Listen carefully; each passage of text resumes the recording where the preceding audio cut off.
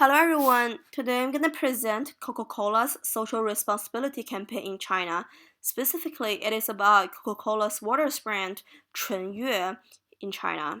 So Chunyue is a water brand under Coca-Cola that was launched in China. You can think it is like a Dasani. So something about Coca-Cola. Coca-Cola is an American multinational corporation that manufactures, retails, and markets non-alcoholic beverages around the globe, and it is also the biggest beverage company right now in the world. The drink Coca-Cola was first invented by a pharmacist in 1886 in Atlanta, Georgia. Right now, there are more than 200 countries that offer Coca-Cola's products and also more than 500 brands worldwide.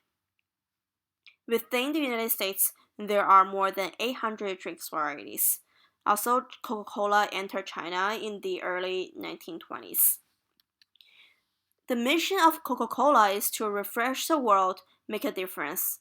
The vision is to craft the brands and choice of drinks that people love, to refresh them in body and spirit, and done in ways that create a more sustainable business and better shared future that makes a difference in people's lives, communities, and our planet.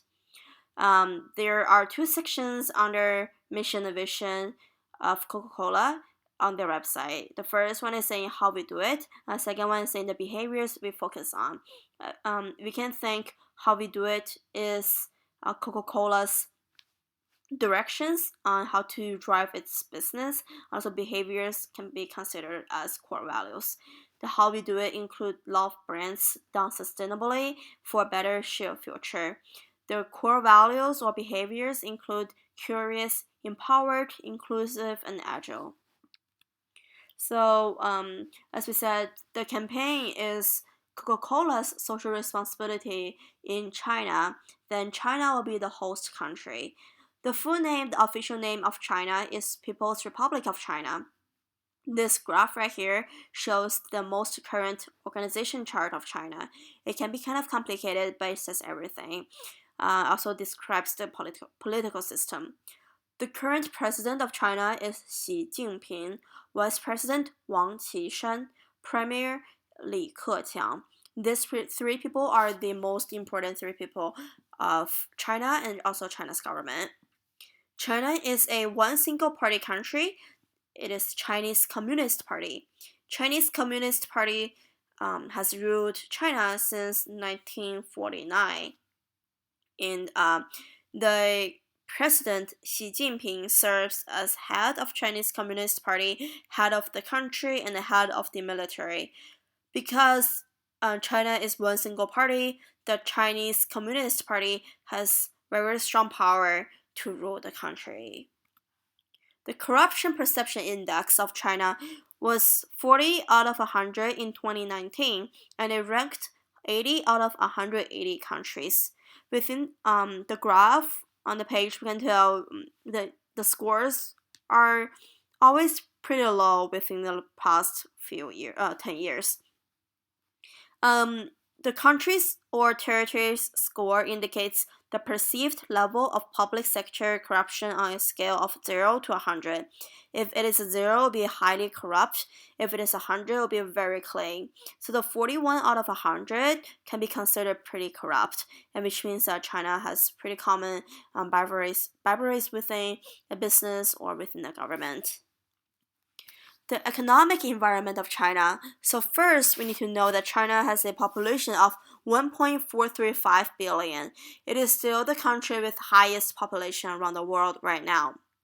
China is also a developing country. Its GDP is $14.14 trillion. It is nominal and it ranked second in the world. Its PPP is $27.309 trillion. It is also nominal and ranked the first.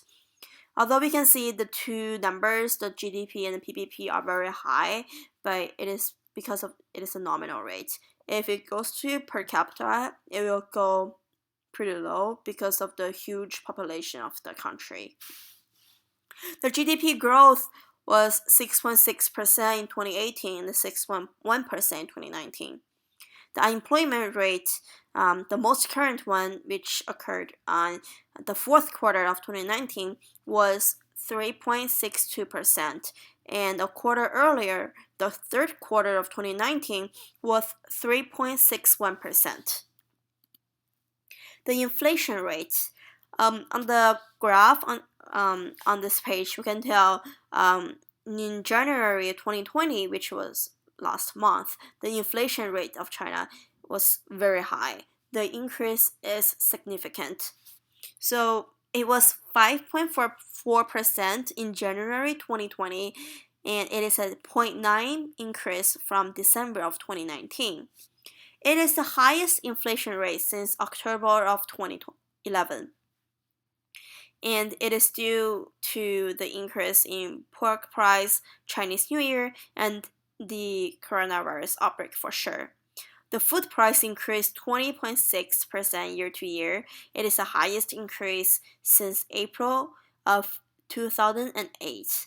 The coronavirus outbreak caused limitation on transportation, travels, and supplies, which can lead to the increased inflation rate. The literacy rate means the people who age above 15 and who can write, read, and speak the language and read the characters. It is 96.8% in 2018. The number seems very high and it can be very misleading because the requirement for that bracket is very low. People within that bracket the people who are counted within the 96.8%, they are probably many of them are not highly educated, but they met the requirements. The media system of China is very different from that of the United States because the government has such a strong and strict regulations on it. In China, there's no access to Google, YouTube, Instagram, Facebook, Twitter, and etc. So those international social media platforms, there's no access to it in China. You'll have to use a VPN to access. But many VPNs are banned or restricted as well. On Chinese social media platforms, nationalism is very dominant, it's so significant. People always share how much they love their country, they are proud of the country on social media platforms. Messages on social media platforms can be shared very quickly in China because of the high volume of social media users. The Press Freedom Index of China was 78.29 in 2018, and in 2019 it has a very little increase. Which means that China has a very low score and it ranks very behind in the world, which means that journalists and press people have very restricted jobs in the country, and the government very restrict on what they can say. So the internet and media penetration rate of China, both graphs show the trend of people using internet and also people using media. We can tell it is steady, stable increase, and it is estimated to have more people who have access to media within the next few years. So a very important section of the project and also for Coca-Cola's campaign is China's cultural dimensions. This graphs show the comparison between China and United States in their cultural dimensions. We can tell it's very different in each category. So first, China has a very high score in power distance, which means people accepts the difference between people, and China highly embraces hierarchy. In individualism, China scored only 20, which means that China is a highly collectivist culture where everyone is bonded together, and it proves the nationalism. China scored 66 in masculinity, and it means that the country is success-oriented and driven. China scored 30 on uncertainty avoidance, in which it means that people are pretty comfortable with uncertainty. Very interesting, China scored 87 on long-term orientation. It's a very high score. It means that China, they love to be planned, they want to be long-term, and they want to foresee themselves, and they are highly programmed. Lastly, has a tendency to cynicism and also pessimism. The SWOT analysis of Coca-Cola in China are as follows. For the strength, Coca-Cola has a strong brand recognition and customer loyalty because it is the biggest beverage company in the world, and its marketing and advertising are significant. There are also various brands and types of soft drinks under Coca-Cola. The weakness include the high debt due to acquisition, high waste and pollution level because of those plastic and cans they use to produce their drinks. And also, some Coca-Cola products are pretty expensive in some countries. And also, some drinks can be considered unhealthy in some countries. The opportunities of Coca-Cola include to develop drinks with lower calories that can be considered more healthy. Also, develop drinks and brands that fit a specific demographic market. Also to develop more corporate social responsibility in other countries. I think that's the place Coca-Cola took in this campaign. The threat include China has an extremely competitive market of soft drinks. Those are not limited to bottled drinks. Some of them are like coffee shops or milk tea places. They are very popular and extremely competitive. Also, the trend of healthy diet that people prefer more healthy food, wellness right now, and if the trend keeps going, it'll be a threat to Coca-Cola. So let's talk about the campaign. So Coca-Cola's corporate social responsibility campaign in China. Coca-Cola launched a new water brand, Chunyue, in China on May 2nd of 2014. It is a brand that is completely social responsibility brand in China that has partnership with charity to raise money for water facilities in China. The name Chunyue means pure joy in English, which can be thought of the expression of the kindness and also happiness of the Coca-Cola brand. Parts of sales of Chunyue goes to one foundation that will help to build water facilities in some provinces in China. Because China has a big problem with water contamination, also in a lot of places in China. So it is very wise, very smart for Coca-Cola to take this spot to do charities to support water facilities. Also, Chunyue water bottles are wrapped with wrappers that have social responsibility statements, so it be a direct communications with its customers through those wrappers. So the target audience of the campaign are people who age 20 to 35, and those people have desire for social activism. The internal stakeholders of this campaign include Coca-Cola employees, and more specifically, it'll be employees of Coca-Cola in China or in Asia Pacific. External stakeholders include investors, consumers, fundraising charities, Chinese government, and also public opinion leaders, because these people care about how Coca-Cola does in China and how Chunyue does, how many money can be brought in through revenue, through sales, and how much money can be sent to charity, how much money can be sent to one foundation for the water facility support.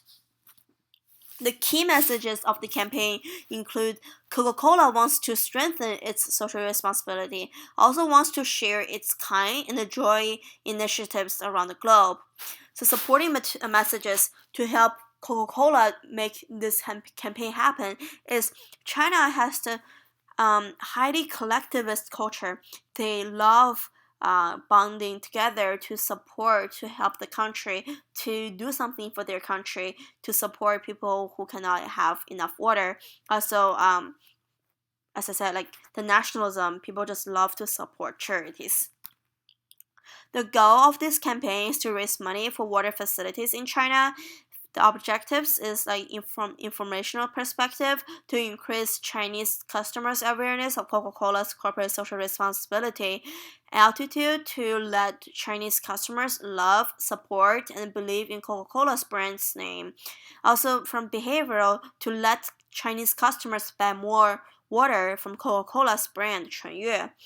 So the tactics include China wrapped the 纯悦 water bottles with wrappers that have social responsibility statements. Also reestablished partnerships with well-known charity in China. Also developed charity events to help raise money. One Journey 纯悦 is a event they started, like people sign up to do a marathon together. So the more people attend, the more money will be raised, will be sent to water facilities. So in the timeline, there's not too many dates we can find, but in May, so they first launched the 纯悦 brand and also announced the partnerships. A year later, they started the charity event, One Journey and 纯悦. And also till today, the 纯悦is still working on corporate social responsibilities and charities in China.